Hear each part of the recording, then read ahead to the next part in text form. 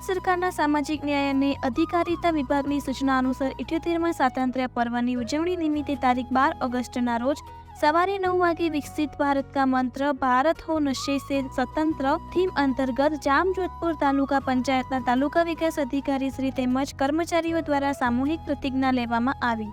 Bureau report Jamjodhpur સમાચાર।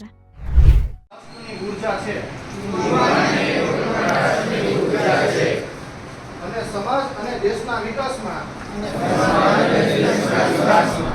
યુવા શક્તિનો મહત્વનો ફાળો છે। તેથી નશામુક્ત ભારત અભિયાનમાં વધુમાં વધુ યુવાનો જોડાય તે ખૂબ જ જરૂરી છે। દેશના આ પડકારોને સ્વીકારીને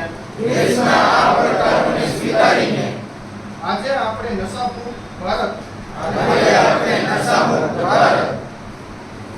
અભિયાન હેઠળ એકઠા થયા છીએ અને માત્ર સમુદાય પરિવાર મિત્રોને જ નહીં પરંતુ પોતાને પણ નશાના વ્યસનથી મુક્ત કરવાનો સંકલ્પ કરીએ છીએ। કારણ કે પરિવર્તનની શરૂઆત આપણાથી કરવી જોઈએ। તેથી ચાલો આપણે બધા સાથે મળીને આપણા તાલુકાને નશામુક્ત બનાવવા માટે સંકલ્પ લઈએ। આથી હું પ્રતિજ્ઞા લઉં છું કે